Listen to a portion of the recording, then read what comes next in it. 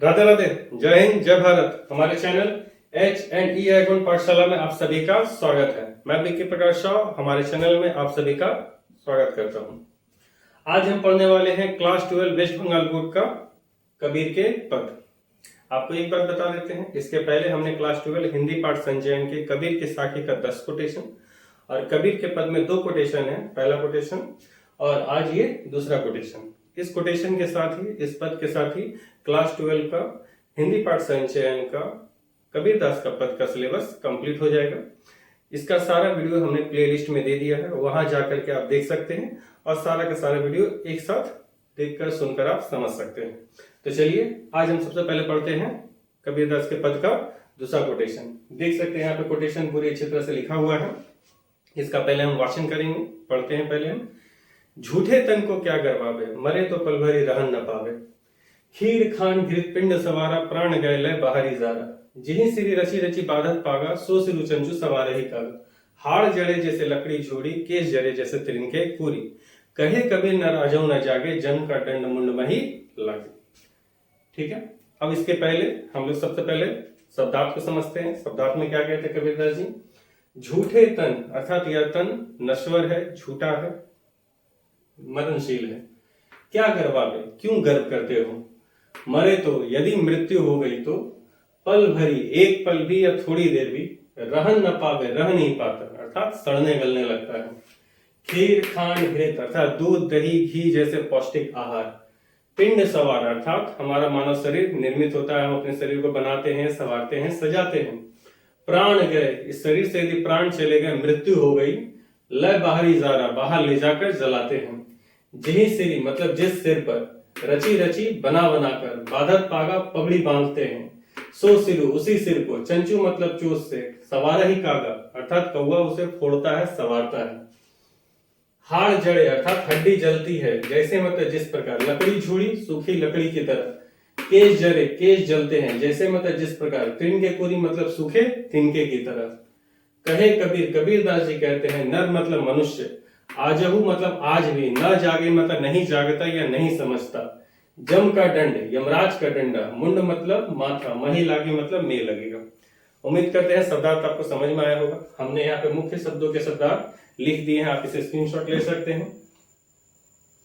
चलिए, जैसे आपको पिछले क्लास में हमने बताया था कि हम कोई भी कविता या पद व्याख्या लिखते हैं या साखी लिखते हैं, उसका व्याख्या लिखने का एक ढंग होता है। सबसे पहले हम अवतरण लिखते हैं, फिर प्रसंग लिखते हैं, फिर शब्दार्थ, फिर व्याख्या, फिर विशेष, कला पक्ष में भाषा, रस, छंद, अलंकार और गुण। तो सबसे पहले हम क्या लिखना है? अवतरण। अवतरण लिखेंगे कैसे? सबसे पहले अवतरण में पाठा कवि का नाम लिखा जाता है। प्रस्तुत पद हमारे हिंदी पाठ्य पुस्तक देख सकते हैं, यह हमारा हिंदी पाठ्य पुस्तक है, हिंदी पाठ संचयन। हमारे हिंदी पाठ्य पुस्तक हिंदी पाठ संचयन में पद खंड में कबीर के पद से अवतरित है। फिर पैराग्राफ चेंज करेंगे। इसके कवि हिंदी साहित्य के इतिहास में, भक्ति काल में, निर्गुण भक्ति धारा में, ज्ञान मार्ग शाखा के सर्वश्रेष्ठ कवि, गुरु रामानंद जी के शिष्य, परम समाज सुधारक, नीरू निमा संतति, स्वयं संत कबीरदास जी हैं। उम्मीद करते हैं अवतरण यहाँ तक आपको समझ में आया होगा। चलिए, अब इसके बाद हम समझते हैं प्रसंग के बारे में। तो हम आपको बताए थे किसी भी कोटेशन का, किसी भी पद का, साखी का, कविता का प्रसंग समझने से पहले उनका व्याख्या समझना जरूरी होता है, तभी हम उसमें से उस प्रसंग को निकाल सकते हैं। तो सबसे पहले हम व्याख्या की तरफ चलते हैं। तो कबीरदास जी क्या कहते हैं, देखिए, बोलते हैं झूठे तन को क्या गरवावे। कबीरदास जी कहते हैं मानव का शरीर झूठा है। हमारा जो शरीर है पंच तत्व, क्षिति, जल, पावक, गगन समेत पंचभूतों से बना हुआ है, पंच तत्व से बना हुआ है। लेकिन पंच तत्व से यह बना दुर्लभ शरीर नश्वर है, मरणशील है। क्या गरवावे, क्यों गर्व करते हो? मनुष्य देखिएगा अपने शक्ति पर, अपने शरीर पर गर्व करता है। कोई सौंदर्य पे गर्व करता है, कोई शक्ति पे गर्व करता है, कोई सामर्थ्य पे गर्व करता है, तो कोई संपत्ति पे गर्व करता है। मनुष्य किसी न किसी परिस्थिति को लेकर के अपने शरीर पे गर्व करता है, लेकिन ये सारे गर्व व्यर्थ हैं। वे कहते हैं कि क्यों गर्वावे, मरे तो यदि मृत्यु हो गई तो, पल भरी रह न पावे। वह जो सुंदर शरीर था, वह जो शक्तिशाली शरीर था, वह जो संपन्न शरीर था, वह जैसे मृत्यु हो जाती है वह मरणशील हो जाती है, अर्थात सड़ने गलने लगती है, वह नश्वर हो जाती है, क्षय होने लगती है।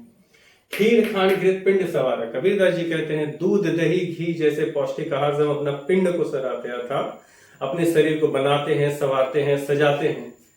प्राण गए, लेकिन उस शरीर से यदि प्राण चले गए, उस शरीर की मृत्यु हो जाती है, लय बाहर ही जा रहा, उस शरीर को ले जाकर बाहर जला देते हैं। एक लय आपको बताते हैं कि यह देह दाह हो जाती है, अर्थात हमारा जो पंच तत्व से बना देह है वो क्या होते हैं, अंतिम संस्कार में दाह अर्थात अग्नि को समर्पित हो जाती है। जिही सिरी रची रची बाधत पागा, जिस सिर को बना बनाकर, जिस सिर पर बना बनाकर बाधत पागा, पगड़ी बांधते हैं। पुरुष के संदर्भ में देखिएगा तो सम्मान रूपी पगड़ी, स्वाभिमान रूपी पगड़ी बांधते हैं। स्त्रियों के प्रसंग में देखिएगा तो अपने केशों को सजाती हैं, संवारती है, श्रृंगार करती हैं। सो सिरो, उसी सिर को, चंचू मतलब चोंच से, सवार ही कागा, कौवा क्या करता है, अपनी चोंच से सवारता था। मृत्यु के बाद उसी सिर को, जिसपे कभी पुरुष गर्व करते हैं, स्वाभिमान का पगड़ी धारण करते हैं, स्त्री अपने केशों को सवारती है, उसी सिर को कौवा मृत्यु के बाद फोड़ कर खाता है। हाड़ जड़े जैसे लकड़ी छोड़ी, कबीरदास जी कहते हैं मनुष्य की जो हड्डी है, जिसके शक्ति पे वह अभिमान करता है, गुमान करता है, मनुष्य की वही शक्तिशाली हड्डियां अंत समय में सूखी लकड़ी की तरह जल जाती हैं। केश जड़े, मनुष्य के जो केश होते हैं, जो श्रृंगार का प्रावधान है, उसके केश सूखे तिनके की तरह, सूखे घास की तरह जल जाती है। अर्थात देख सकते हैं कि मृत्यु के बाद शरीर की क्या दुर्गति होती है। कहे कबीर नर आ जाऊं न जागे, अंत में कबीरदास जी यही कहते हैं कि मनुष्य अपने शरीर की इन सारी दुर्गतियों को जानता है, देखता है, समझता है, फिर भी नहीं समझता, फिर भी सचेत नहीं होता, फिर भी जागरूक नहीं होता। जम का दंड मुंड में ही लागे, तो कबीरदास जी कहते हैं जब यमराज का डंडा सिर पर पड़ेगा तब जागोगे। अर्थात वह कहते हैं कि जब मृत्यु पास आ जाएगी तब जागोगे, देखकर भी समझ नहीं आ सकता। तो भारतीय दर्शन से एक प्रस्थिति बताते हैं, भारतीय दर्शन श्रेष्ठ क्यों कहा गया है जानिए। इसमें कबीरदास जी की भारतीय दर्शन के बारे में बताया गया। वे ये कहते हैं यदि हमें कोई बात बताया जाता है तो हम समझते हैं तो ठीक है, चलिए समझदार है। यदि कोई आपको बता रहा है, नहीं समझ रहे हैं, तो समझिए वो आप ढीठ है। यदि समझाने पे समझ गए तो ठीक है, नहीं समझाने पे यदि नहीं समझे तो ठीक है। लेकिन यदि किसी परिस्थिति को यदि आप देख रहे हैं, देख के बाद समझ जाते हैं, तो समझिए आपका ज्ञान, आपका मस्तिष्क, आपकी बुद्धि बहुत ही तीव्र है। तो यहाँ पे एक चीज देख करके आप समझ सकते हैं कि यह शरीर माया का है, माया का शरीर नश्वरी होगा। अतः हमें इस शरीर का महत्व समझना चाहिए, इसकी उपयोगिता समझनी चाहिए और इसका क्या सबसे सदुपयोग होगा उसमें प्रयोग करना चाहिए, ना कि हम मोह माया में फंसकर इसी में लिप्त होकर के अपने शरीर को नष्ट कर दें। उम्मीद करते हैं भारतीय दर्शन भी आप समझ पाए होंगे। इस तरह से हमारा भाव पक्ष यहाँ पे पूर्ण होता है। आपको समरी में बताते हैं, कबीरदास जी कहते हैं झूठे तन को क्यों गर्व करते हो, यदि मर गया तो वह पल भर ही रह नहीं पाता है। दूध दही घी जैसे पौष्टिक आहार को खाकर शरीर को बनाते हो, यदि मृत्यु हो गई तो उसे बाहर ले जाकर जला देता है। जिस सिर पे हम बना बना के पगड़ी बांधते हैं, स्वाभिमान की सम्मान की पगड़ी बांधते हैं, उसी सिर को मरने के बाद कौवा अपनी चोंच से सवारता है अर्थात फोड़ कर खाता है। मनुष्य की हड्डियां सूखे लकड़ी की तरह जलती है, उसके केश सूखे तिनके की तरह जल जाते हैं। अंत में कबीरदास जी कहते हैं कि मनुष्य अपने शरीर की दुर्गति, अपनी मृत्यु की परिस्थिति को देखकर भी नहीं समझता, तो क्या यमराज का डंडा जब सिर पर पड़ेगा तब समझ में आएगा। उम्मीद करते हैं आपको भाव पक्ष समझ में आया होगा।